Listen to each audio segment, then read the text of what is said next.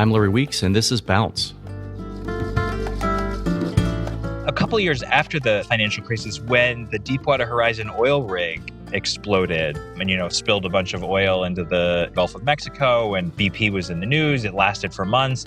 As I sort of looked into that accident, just because I was kind of interested in this kind of thing, I realized that this is the same thing. This is the same kind of culture and decision-making that led to the financial crisis, also led to BP. He obviously made a mistake, but you kind of have to push the question a level back. And that's really what we see in all of these systems. We see it is an emergent property of the system, these sort of failures. They are typically of the system rather than an anomaly. The opportunity for wrongdoing creates wrongdoing. We need to really obsess about these small details, because by the time they turn into big details, it's too late. Almost none of these crises are really out of nowhere. You can see the warning signs. And that actually, I think, pivots to this kind of other point, which we come back to over and over in the book, which is that you don't necessarily have to predict the exact failure to get better at managing these kind of failures. Once a failure happens in a system, once kind of these connections come together in a way that causes a problem, it's very hard to stop. You kind of can't put the genie back in the bottle. Hello, everyone. I'm Larry Weeks. Welcome to another episode of the Bounce podcast. Today on the podcast, my guest is Chris Clearfield. Chris is a science geek and reformed derivatives trader. He's also the founder of System Logic, an independent research and consulting firm that focuses on the challenges posed by risk and complexity. He's also the co-author of Meltdown, Why Our Systems Fail and What We Can Do About It, which is also the topic for our show today. The book was very interesting. I'll use the word entertaining, if you can use such a word for a book about catastrophic failure. And Chris was very insightful during an interview as he discussed the emergent properties of many system-wide failures. And we talk about 3 Mile Island, Fukushima, Deepwater Horizon, and other disasters like that. And after talking with Chris, I find myself thinking more and more in terms of checklists and premortems. I'm reading a book called Deep Survival, and Lawrence Gonzalez in that book talks about how accidents don't just happen. They have to be assembled carefully piece by piece. And if one piece is missing, they simply don't happen. And many times we never know how close we've come to some accident. So I'm reflecting and I more and more on what would have to be in place for something bad to go wrong, and then going back, kind of reverse engineering and mitigating those things one by one, so you're greatly reducing such risk. I think you'll find the conversation with Chris interesting as I did, and I think you'll learn a lot.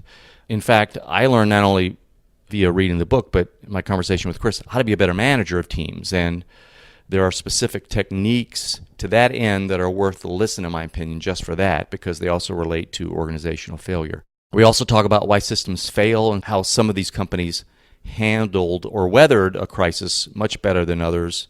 I think the example is Fukushima.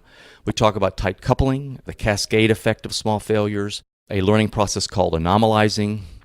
We talk about the most prevalent cognitive bias associated with meltdowns. We talk about black swan events and as Chris put it, which I found interesting, how to find the feathers before the events happen. And we talk about pre-established criteria in decision-making, the value of dissent, power cues, which is very interesting. Chris gives an example of a study they did with physicians' body language and posturing with patients. We also discuss a very interesting tool for better forecasting called SPIES that deals with subjective probability, which is in the title, and goes hand in hand with the Annie Duke episode if you're curious and want to listen to that regarding thinking in bets. And we talk about so much more, and hopefully I've salted this intro enough to make you thirsty for the episode. So without further ado, let's talk to Chris. Chris, welcome to the show, man. Thanks, Larry. I'm excited to be here. Very excited to have you here. Great book, by the way, but I wanted to just ask you about, before we get into the concepts of the book and everything you've learned and what you know regarding failures and meltdowns, you're a licensed pilot, you're an instructor, I just found out, and former derivatives trader. What years were you a derivatives guy? I was a derivatives trader between 2006 and 2013. So You were the guy, Chris. You did I it. was not the guy. But it actually really ties into the book, Larry, because I started my career at a time where there were a bunch of huge shifts going on in finance. And then, of course, I had a front row seat to the financial crisis.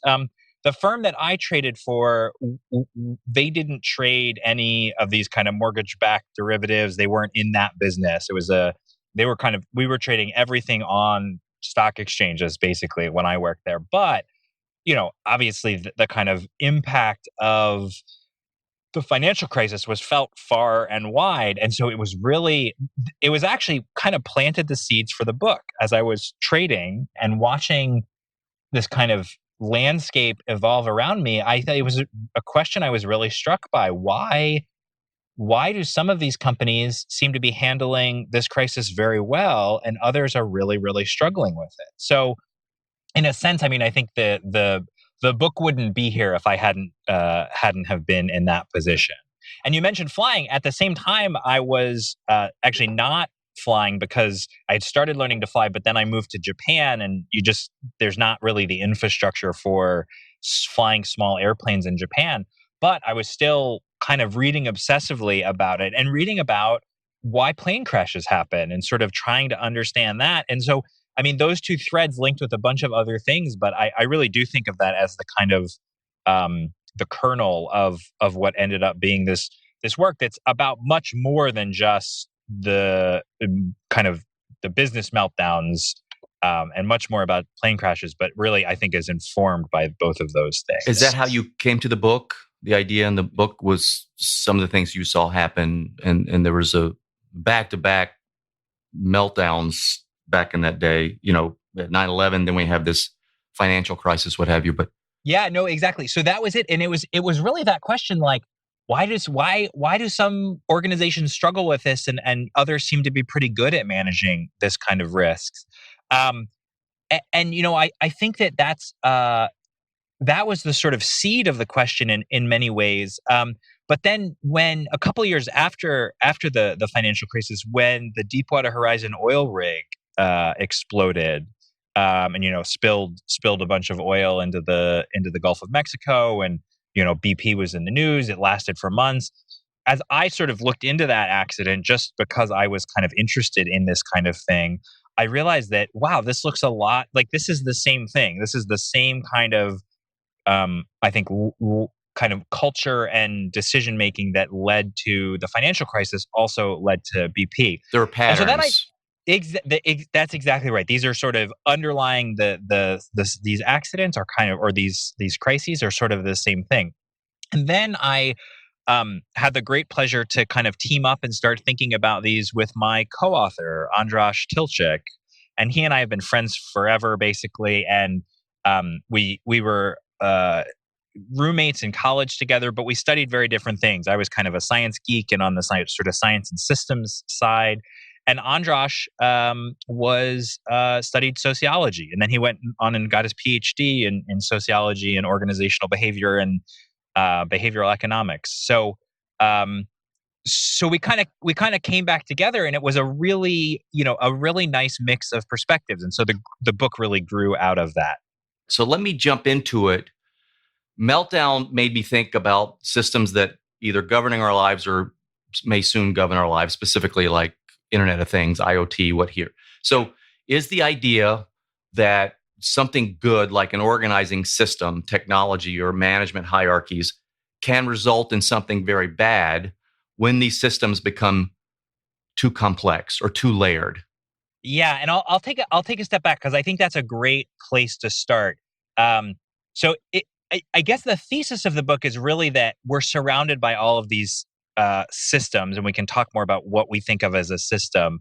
And they're fundamentally different than they were 10, 15, even 20 years ago for a lot of them. And so the idea is that when we can look at systems in a lot of different ways, but one of the things we can look at is we can look at the complexity of the systems that are around us. And by complexity, we just mean how tightly connected they are, um, and also how hard they are to understand. And those two things kind of go together. But the more sort of tightly, the more connections a system has, the more moving parts, the more likely we are to see these sort of unexpected interactions that the designers didn't intend. Um, and then the other factor when we look at how systems are changing is something that it's a term borrowed from engineering. It's called tight coupling. And basically, what that means is that once a failure happens in a system, once kind of these connections come together in a way that causes a problem, it's very hard to stop. You kind of can't put the genie back in the bottle.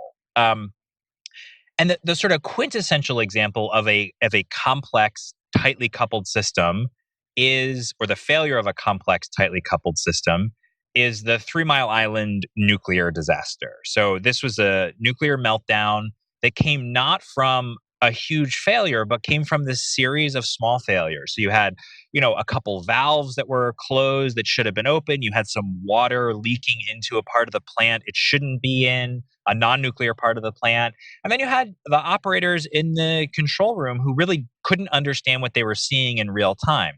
And because of the nature of nuclear power, like once this problem started, you couldn't sort of wind back the clock. Once the core is melted down, it's melted down, and there's nothing you can do about it. So meltdowns are caused in many cases by many small failures adding up to this, large scale catastrophic failure. So it's a result of kind of small problems, maybe snowballing. Are the catastrophes that you write about, were they emergent and not system person action specific? Like, did one person pull the wrong lever, or did one piece of this technology fail? Yeah, it's a great question, and so one of the things that you can think about is sort of why, I guess, our view, generally speaking, is that systems, people, and organizations are involved in all of these accidents. And just to clarify, as opposed to a domino, this, you do one thing and then this. Yes. Go ahead. Yes. Sorry. Yeah, no. So I think you're right, and I think the kind of question to ask there's lots of examples of people making mistakes, right? Someone doing the wrong thing, a well-intentioned person doing the wrong thing, and the question to ask when that happens is sort of, why did they do the wrong thing? What was the context that they were operating in? How was the system designed? There's a tragic example in the book. The actor Anton Yelchin, who was on the new Star Trek movies, he had a car that had what's called a monostable gear shifter. So, most gear shifters you kind of put in position and then you leave them there and then it's fine. The gear shifter in his car, and I think it was a Jeep Cherokee, but I'm not positive. You sort of pushed it up or down depending on if you wanted to change gears up or down. And frankly speaking, it's a really elegant design, but it's a bad design. It's hard to tell what gear you're in. You can't tell by the position of the shifter what gear you're in. And so one morning he gets in his car, he gets out to go do something. He's accidentally left the car in reverse, which is very, very hard to do in kind of a normal car with a normal shifter. And he's crushed to death by it. So he obviously made a mistake, but you kind of have to push the question a level back. And that's really what we see in all of these systems. We see it is kind of an emergent property of the system, these sort of failures. They are typically of the system rather than an anomaly, if that makes sense. In fact, the guy who did this research first on 3 Mile Island and other things, he's a sociologist called Charles Perrow. He's sort of one of the big heroes in our book. And what he called these, kind of a specific subset of these kind of failures, he called them normal accidents. And what he meant by that is that they were accidents that are a fundamental property of the system rather than caused by a big failure or a specific human error. And not every failure we talk about is a normal accident, but that framework of kind of thinking in terms of complexity and coupling really, really informs. So that was 3 Mile Island. He would consider the bucket of normal accident. Is that right? That's exactly right. Yep. Is that true of Enron? Is that true of Deepwater Horizon? So it's really, I think the conversation about whether or not a particular event is a normal accident, I'm not sure how productive it is, because I think generally speaking, it's a little bit like if you've ever taken calculus, there's that theorem in calculus where you can always kind of like, for any, change I want to make, I can choose a small change to make that happen. And it's sort of like this, like you can always sort of blow out your level of reasoning. It's kind of like an onion. You can always sort of step back one level of reasoning. But what I think is true is that these system problems are by and large really a product of complexity and tight coupling, even if they're not normal accident. Right. I guess I was looking for the thread. What was common between 3 Mile, Enron, and let's say Deepwater? 3 Mile Island, Deepwater Horizon, and Enron are connected uh, by the fact that they were both complex. They were all complex systems with a lot of interconnections, and they were all tightly coupled. So once the failure started, it's hard to kind of back the system up, if you will. Deepwater Horizon, right? What once the initial shock to the system happened, I mean, that oil had nowhere to go but up, right? So it's kind of they sort of the dynamics of the system were such that it's not reversible. You can't kind of turn it back. Um, you mentioned Enron. I mean, that was, I think, the one of the things that came out of the research that we really didn't expect going in was the way that complexity and tight coupling also create the opportunity for wrongdoing to happen. Um, so complexity in particular sort of hides the details of the system and makes it hard to figure out what's going on in real time. And one of the things that Enron, the Enron executives really talked explicitly about using complexity to hide what was going on at the company, using complexity to kind of manipulate the way that they were operating. So black box or something. Exactly. Let me parse what you just said. So in Enron's case, it was an opportunity to do the wrong thing. Was it more than that? Do you think it was tempting? Do you think the system tempted the people there? Can it elicit bad behavior because of lack of accountability? I don't know. Well, I think organizationally at Enron there were lots of challenges. In fact, there's a story that didn't end up in the book, which I thought was really interesting, and we just couldn't work it in. But we talked with someone who was a meteorologist working at Enron, which traded energy, right? So the weather is an important part of it. And one day he came in and he had made some forecast model, and the trader that he was working with said, "Oh, by the way, you did a great job on that forecast model. We won a bunch on that trade." And the person we talked with said, "Oh, well, who was the trade with?" And the trader said, "Oh, it was with the group on the ninth floor or whatever." And so it was actually a trade from one desk at Enron to another desk at Enron, where they were really excited about the fact that they won big to it. But of course, if you zoom out a little, it was a zero sum thing. But I think it's an example of, among other things, kind of the cultural challenges that the firm had. But to answer your question, yes, I think absolutely. The opportunity for wrongdoing creates wrongdoing. I think that's clear. So the circumstances were there, and that was sort of part of what led to that. Let's dissect real quickly, or just give me a real quick story of either the 3 Mile Island disaster or Deepwater. What went wrong in the context of your thesis here in Meltdown? Sure. Well, let's talk. We'd already talked a little bit about 3 Mile Island, so let's talk about Deepwater. And so, I mean, there's a number of levels you can think about the accident. One is the engineering level, right? It's they're operating this rig. It's an extremely complex rig. But the other thing that happens, and I think is kind of really ties into this complexity and tight coupling framework, is it's called Deepwater Horizon, and that's not just a clever name. They're literally drilling among the deepest wells that humankind has ever drilled. In fact, that very rig had drilled a record-setting well, I think just the year before. And so if you think about that, they're drilling, a mile under the ocean and then miles under the seafloor. Everything they're looking at is an indirect indicator, right? They can't send somebody down to take a look at the well. They have to rely on all of these indirect indicators. They have to use computer models. They have to use pressure tests, all of this thing to sort of grok what's going on in that well, to understand what's going on in that well. And so if you think about it in those terms, and you think about the fact that the well is kind of a complex system, and there are all these different interactions between different components, actually there was a lot of organizational complexity too. So that's the kind of backdrop. And then what you see happening is you see a couple of things happening. You see, um, uh, because of these indirect indicators, they had to model the right way to kind of close off the well, which is what they were working on at the time of the blowout. And so they figure out the specific. There's modeled the specific equipment that they need to put in the pipe, and then but they don't. It turns out they don't have that equipment on board, and so they decide to go ahead with the process anyway. And there's an email from one engineer to a couple others, basically saying like, "Well, we were supposed to use this equipment. We don't have that on board, but I'm sure we'll be fine.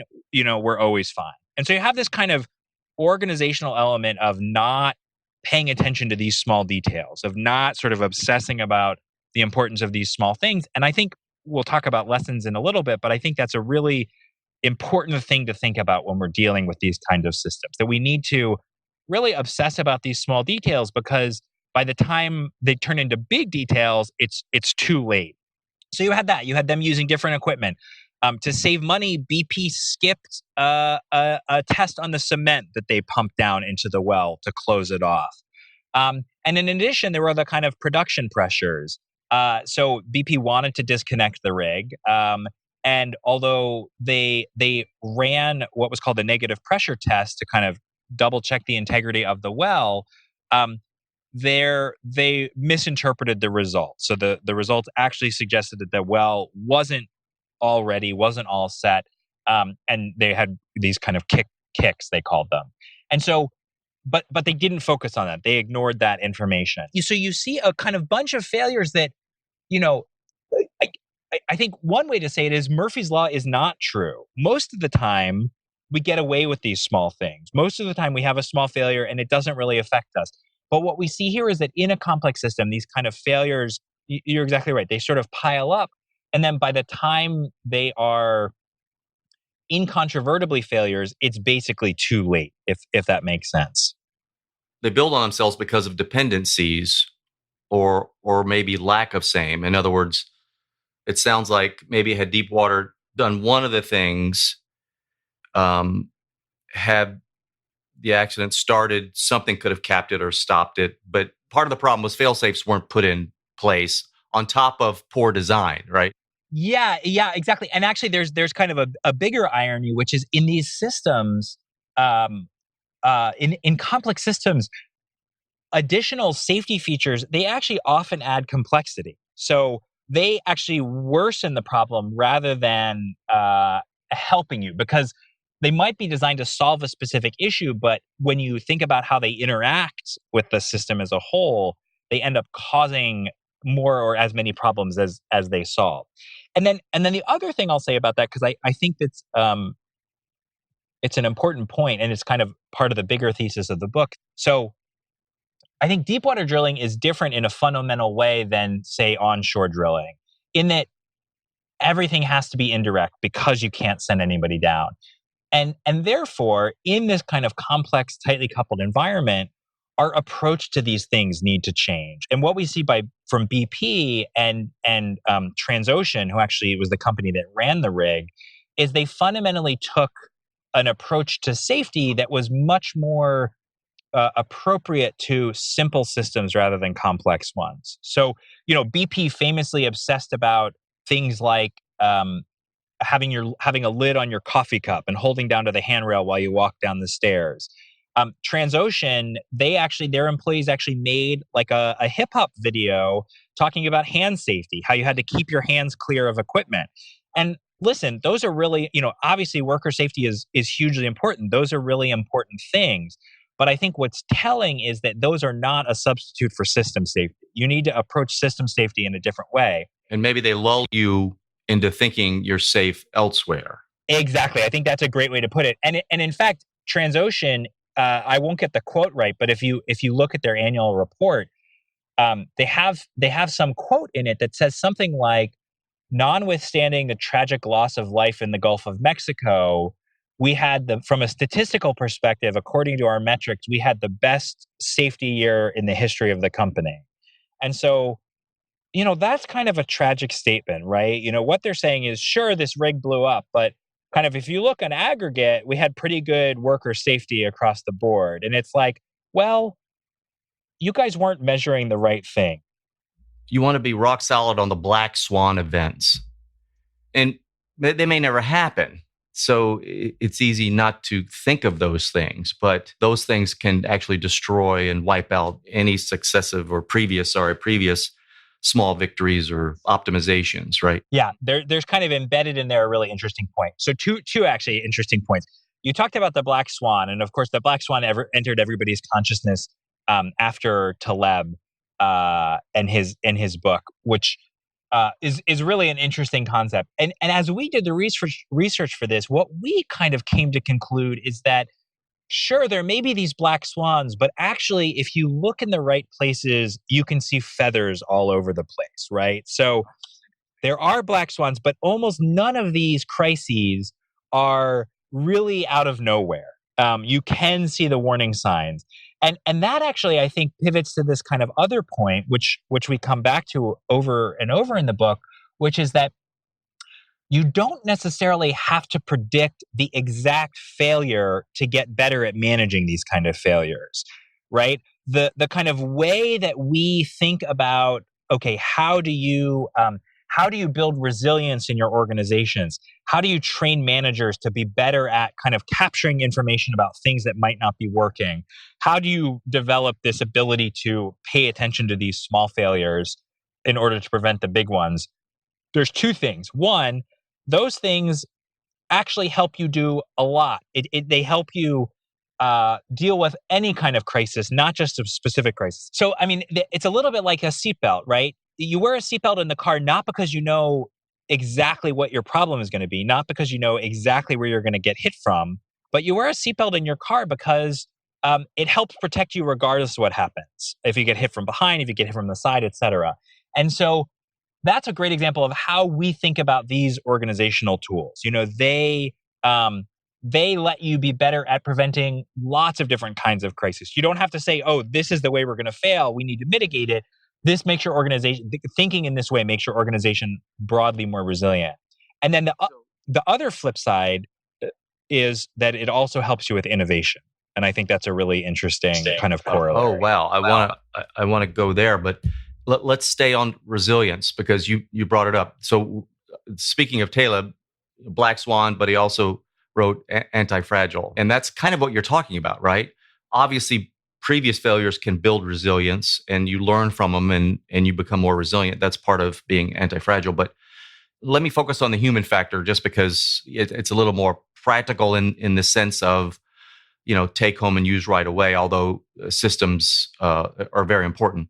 One of the things you talk about in the book as a major issue with meltdown, don't let me put words in your mouth, but was we're prone to overconfidence. Is that right?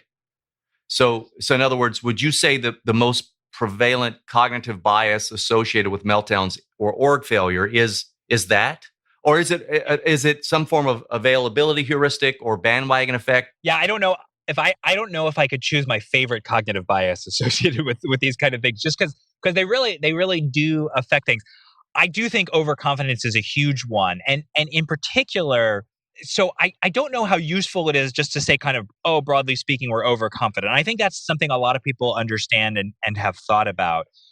What I will say, like one contribution I think we sort of maybe have added in this kind of way of thinking is to talk about the environments where we are more likely to be overconfident than others.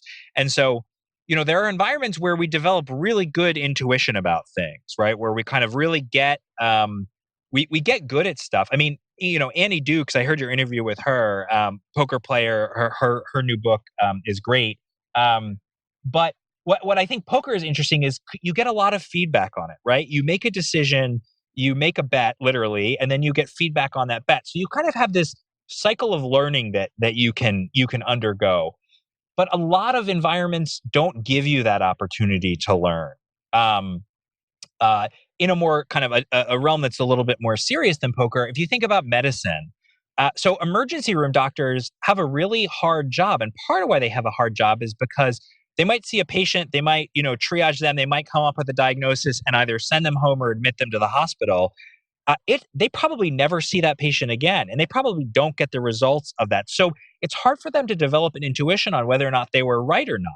And if you compare that to, a primary care physician who might work with a patient over and over and get to kind of test an idea and see how it works and iterate, they have an opportunity to develop better intuition. And so that's, I think, one of the things that we talked a lot about, or kind of underlies some of what we talked about in the book, is what kind of environment are you operating in? Are you operating in a kind environment, is the term of art, where you can learn from things and therefore you can develop intuition? Or are you operating in a wicked environment where you never see the kind of results of your actions, or you don't see them for a long time, and so it's hard. Wow, I want to break that down. So, two environments. You called one wicked and the other open. Kind. The term of art is a kind environment. Wicked environment versus a kind environment. Okay, but earlier you said overconfidence is based on the context of the environment. Is that what you said? Yeah. So what about a wicked environment makes one overconfident? Is it ego? Is it egos? Is it the evolutionary? Yeah, I think it's evolutionary, right? And so we talked about, I'm a science geek. Well, what I studied as an undergraduate was cellular and evolutionary biology. And so I think a lot of the way that I think about this stuff goes back to that. And yes, I think you're exactly right. So, if you rewind the clock, 10, 15,000 years, you were in an environment where if you saw a tiger in a place, there was more likely to be a tiger in that place next time, right? So you could learn from that. It's very direct. Whereas now, most of us, much of the time, we operate in environments where there's not much the feedback between what we observe and the kind of reality of the world, if you will, it's not that tightly linked. And so that, I think, is where these cognitive biases come in. And a wicked environment is one where we don't get a lot of feedback on the decisions that we make. I'm just thinking out loud. Sorry, we withdraw because we may get stomped on, or I'm just trying to figure out the overconfidence piece. I think what happens is we don't see that we're wrong. Okay, it's not so much bluster, but it's a false confidence. Yeah. Okay. Yeah, we sort of overlay our human ability to sort of pattern match. We solidify Exactly. our opinions. And then of course we use, confirmation bias, and that kind of keeps solidifying them.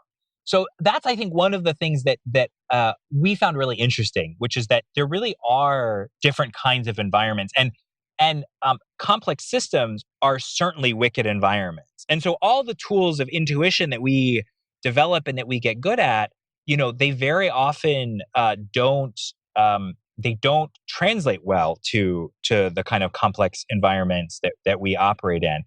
And so I'll give you an example of just like a small change that you can kind of think about when you're operating in an environment. And we can choose something like let's say we're putting together a new project team or something like that. And one of the things that often happens is we use sort of superficial markers to make our choices. So, we might, if we're putting together a project team to kind of interface between, let's say a group of engineers in our company and a client, we might choose somebody who is gregarious, right? Who's sort of, we think can kind of work well with the client. Or we might choose somebody who's, a real deep engineer, but maybe doesn't have that ability to connect as well with the client. But with our kind of intuitive brain, we tend to be able to focus on only, really, we tend to have one thing kind of dominate our decision making. One of the things we write about in the book is this kind of technique of setting pre-established criteria for yourself before you make a decision. So coming up with, say, okay, for this role, we think these 3 or 4 properties are important. They've got to be able to talk to the client. They've got to understand our engineering infrastructure and have a good sense of what works on our side. They've got to have good relationships with the design team, because this project's going to involve a lot of design work to kind of present these ideas to the client, et cetera, et cetera.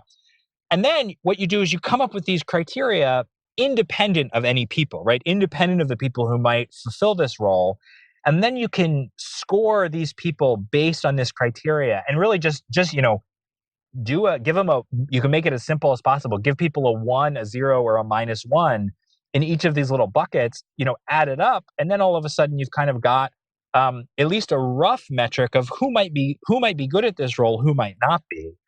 And one of the things it lets you do is it lets you sort of step back from our intuitive brain that can really only think about one thing at a time, and be able to evaluate a little bit more, have a discussion about, rather than like, oh, I think Bob should do this, or I think Jill should do it, or I think, Sujin should do it. Have a discussion about, well, along this dimension, Bob is better because he has these properties. Along this dimension, Jill and Sujin are both really good. Bob really struggles.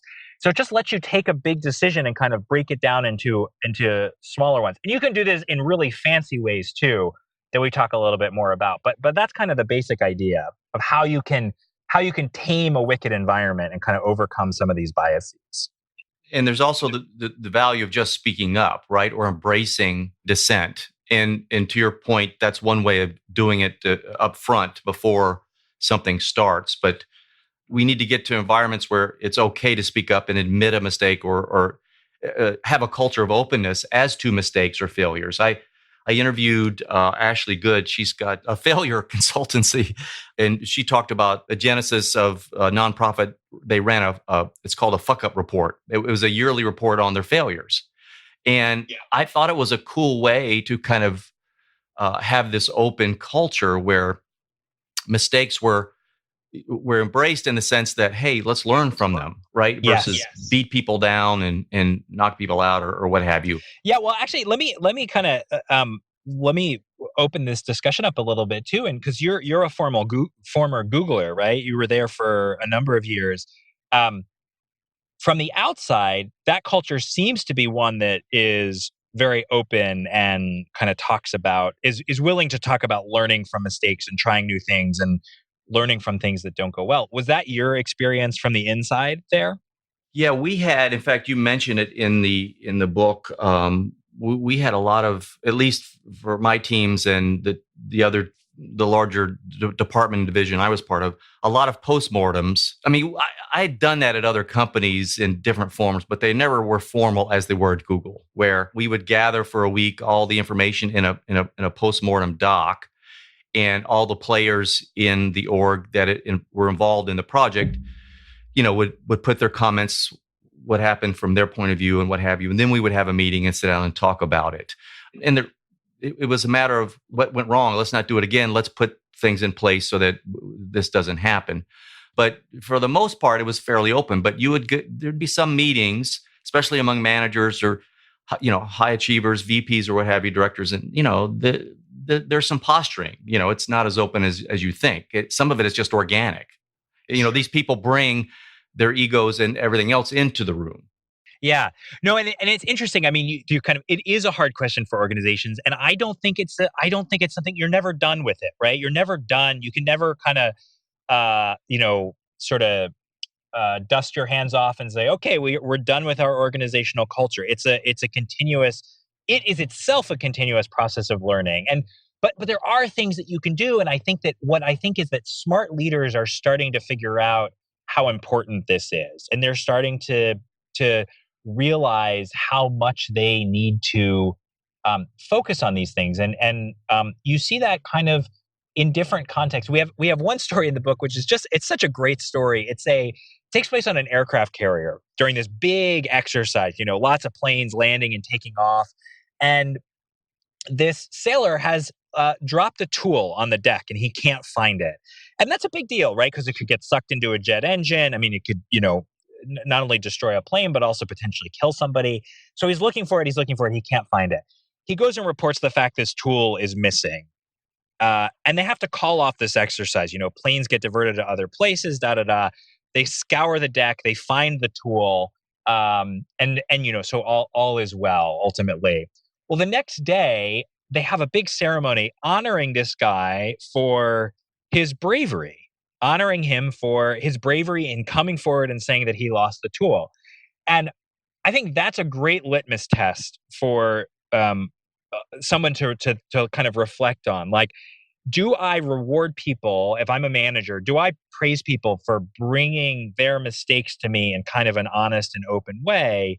Uh, and if I don't, that's a real problem, right? That's a great point. I remember a long time ago, I joined a company. I remember, the first few days there, I was in a meeting with, someone incredibly intelligent. They were explaining something very complicated that was new that no one had seen before, and I'm with another guy. We were hired at the same time. And I kept asking questions. I'm like, I don't understand. You need to, well, let's whiteboard this. What are you talking about? And the guy next to me never said a thing. And I found out later that the person next to me was just, he didn't want to lose his job. He didn't want to appear stupid. I didn't think I could keep the job if I didn't learn because I felt stupid. Right. But long term, he lost his job. And I've always cherished people that when I hire them, they're asking me questions because I can't read their mind. One. Number two, they seem eager. So there was one story that I want you to tell real quick because we're talking about this environment of a wicked environment. You have a chapter or a segment of the book about softening power cues, which I thought was great. And you gave an example, and I want you to give it here about an ER doctor, I think, and patient satisfaction scores. Yeah. So there's this really interesting line of research. So you might just start by asking kind of what are power cues, right? And so the kind of what the research here suggests is that even when most bosses think they have an open door policy, they think they're really receptive to feedback and input and da da da. But it turns out that if you ask people about their own managers, they actually see a big reluctance to accept input. So bosses sort of see themselves as having an open door policy. Their reports see the bosses by and large, on average, of kind of being scary and not wanting to go talk to them. So it turns out that this idea of an open door policy, it isn't enough.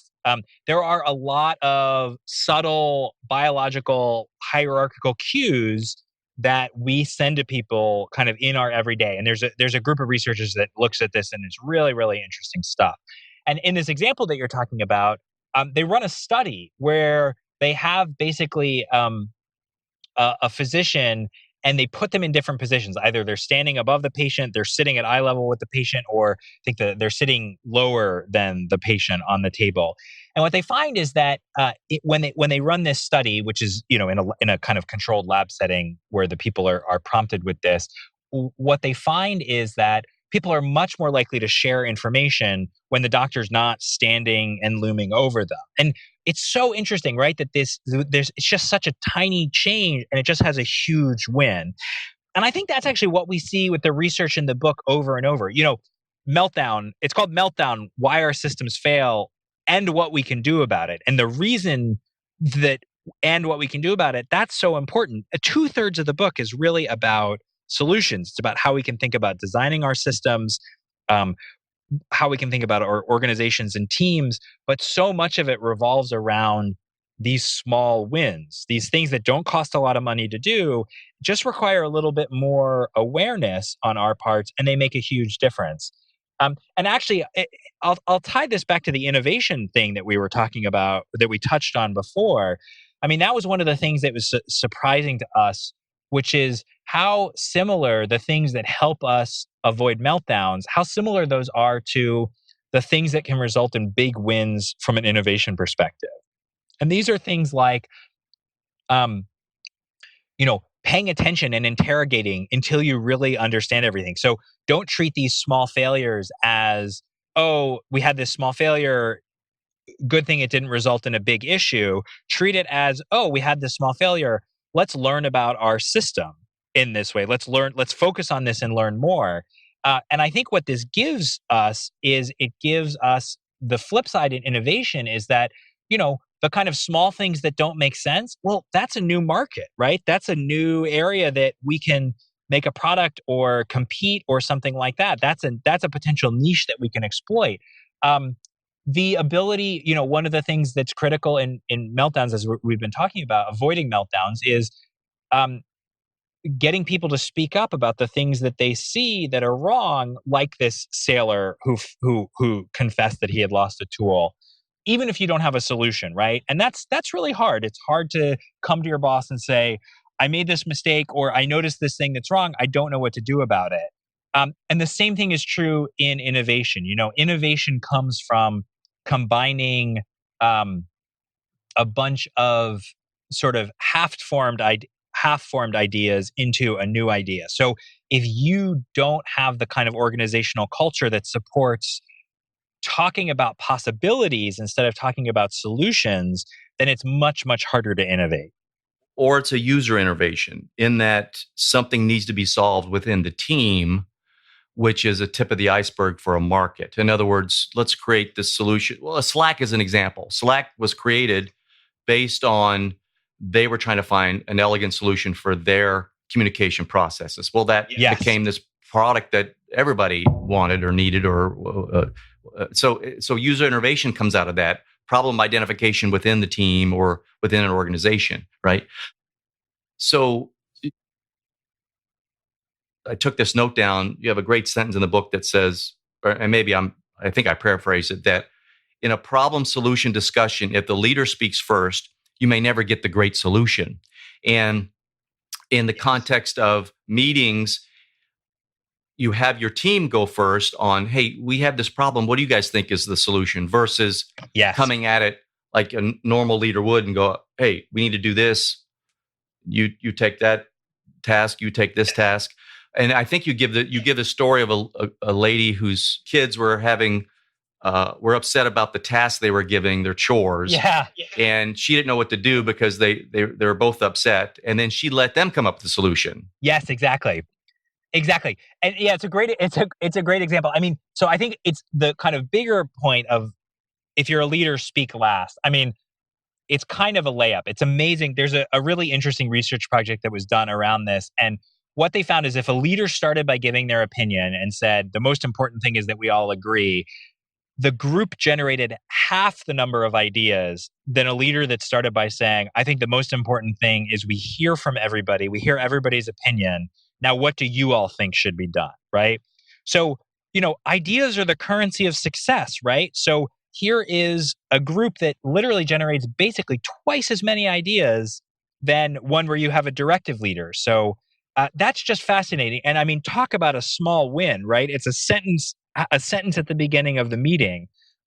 Now, it's not that simple, of course, because you've got to have a culture where people believe they're going to be heard and people believe they're going to be respected and they're not afraid to share ideas. So I don't want to trivialize it, but if you are a leader, I think that's one of the things that I think, I'll just take a quick step back, is broadly speaking challenging about management, right? I mean, by and large, managers were once not managers, right? So managers get promoted because they are good at design, or they are good at engineering, or they are good at coding, right? And so it's hard to realize that as you become a manager, your role shifts from coding or designing or engineering to enabling your team to solve problems. And I think that's part of the shift that has to be made. And this is a really easy way verbally to kind of make that shift. And then that example you talked about is a really great one. I mean, it's a woman who she was allocating chores to her kids. That was a system they had kind of been trying.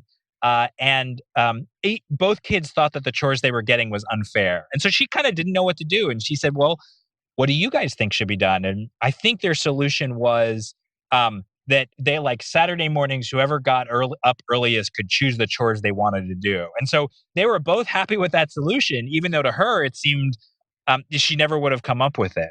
I want to talk about two things. This is great, by the way, Chris. One is, we talked about Annie Duke and betting and probabilities earlier, but I want to talk about the SPIES tool. So you have this forecasting tool called subjective probability interval estimates. Yeah. And you have this quick little tool for estimating the probability of several possible outcomes. I've never seen it before. Right. It's a really cool tool. So the basic idea here is that we very often have to make these kind of estimates. How long is a project going to take? Things like that. But the truth is that we're really bad at making those estimates. We're really overconfident. So when you ask people to estimate, the kind of to be right 95% of the time about something that's pretty easy to measure, like temperature, or even like how long it's going to take to get to the airport. We make those intervals way too small. But it turns out so we're right, like for a 95% confidence interval, we're only right something like 50% of the time, when the whole definition of the question is we should be right 95% of the time. Uh, and so there's a group that's done really interesting work on this tool called Spies, which is basically, it's just asking the question in a little bit of a different way. Instead of saying like, what do you think the range is? You take the total range of possibilities and you break them up into smaller ones. And the tool says like, okay, what's the chance we're in this range? What's the chance we're in this range? And when you do that, your chance of being right goes from like 50% to like 75%, which is just a huge, huge increase.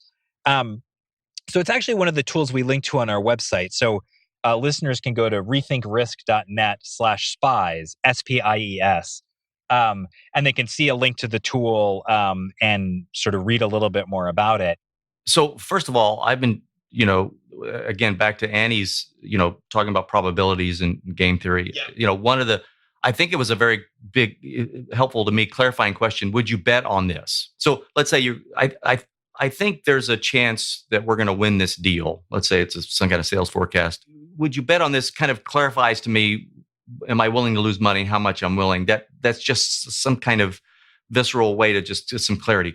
Your tool's is a really quick way without spreadsheeting and throwing something in some kind of software platform that looks at confidence intervals, to just put in the range of predicted outcomes and then start taking away. Yes. Yeah, exactly. Is there any constraints to it as to what you shouldn't try to forecast in it? No, in fact, that's kind of one of the amazing things about it, that it can really be used to help. I mean, we make these forecasts all the time. And, per Annie Duke's point, we just often make them implicitly. We say like, oh, I think we're going to sell X number of units or whatever. But by doing it in this way, by making it explicit, we just get a lot better at it. And so it's, again, a really small win. And I think, it's cool. It takes like 2 minutes.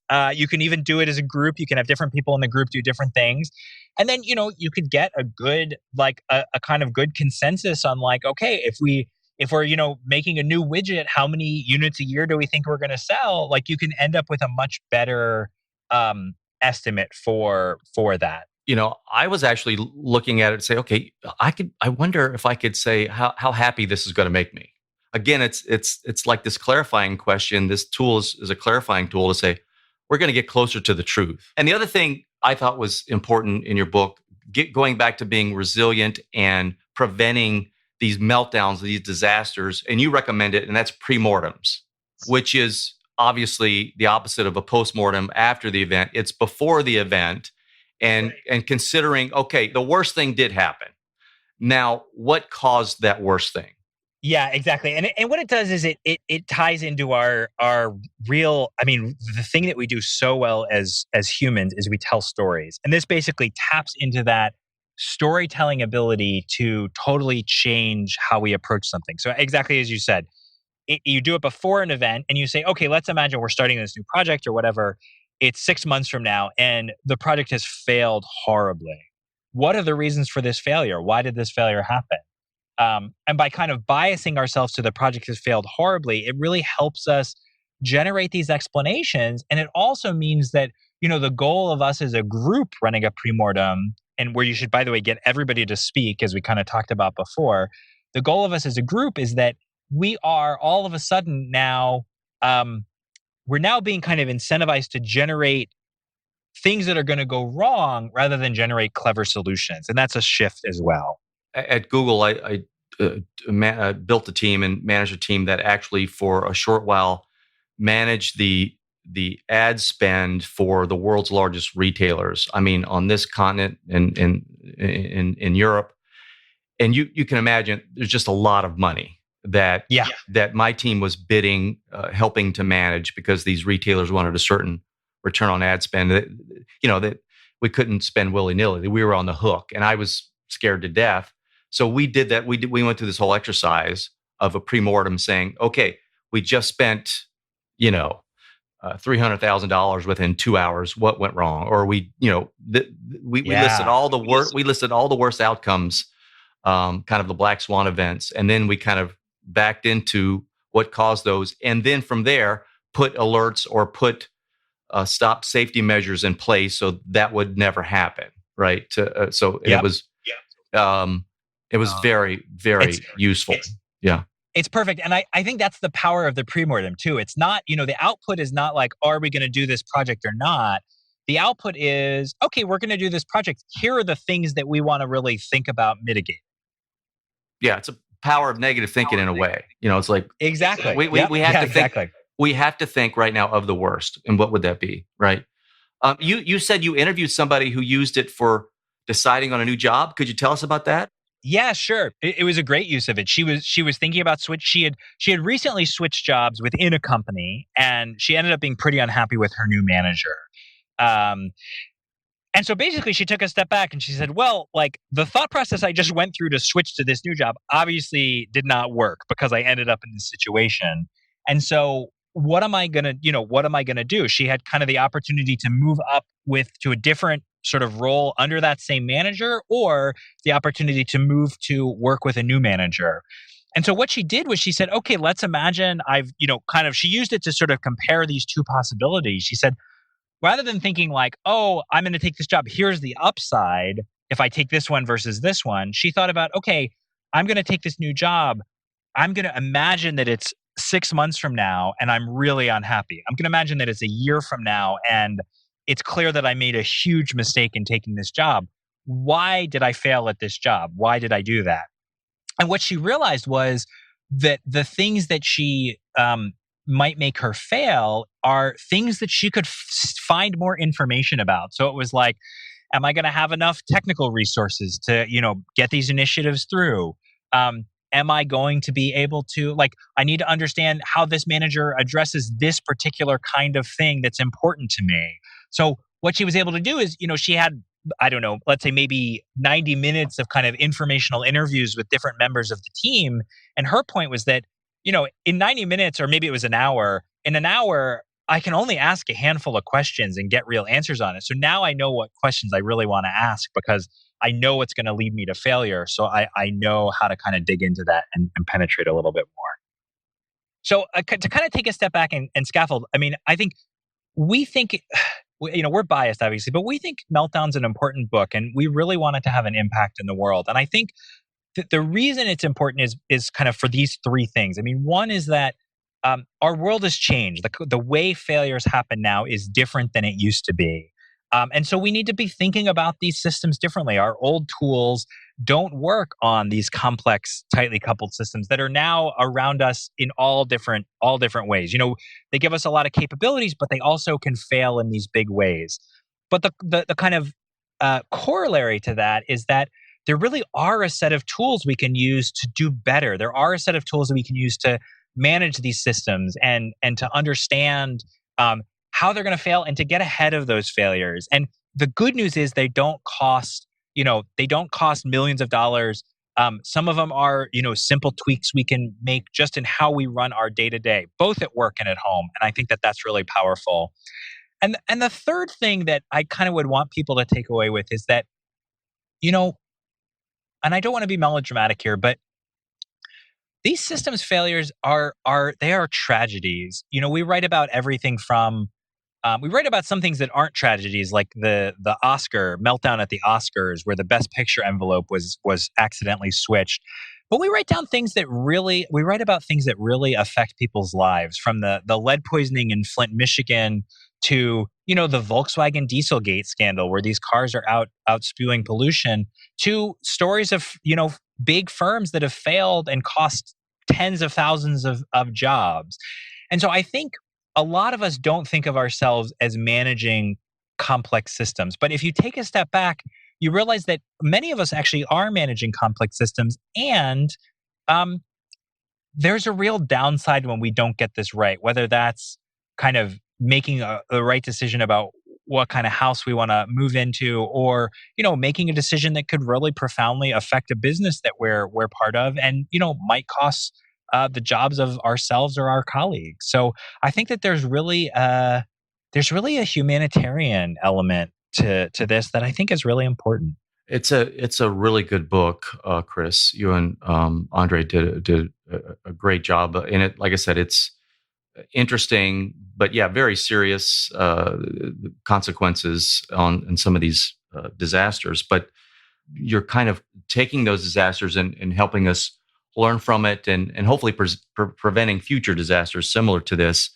And if not from on a large scale like that, at least in our lives and at work, and hopefully the message gets out there, and we take these lessons to heart. Chris, where can people find you? You mentioned the website earlier. Yeah, sure. So the book website is at rethinkrisk.net. And there's also a quiz you can take. So you can link to it from that, or you can go to quiz.rethinkrisk.net, which kind of has a couple of questions for people to take that can kind of give them some sort of insight into their organizations.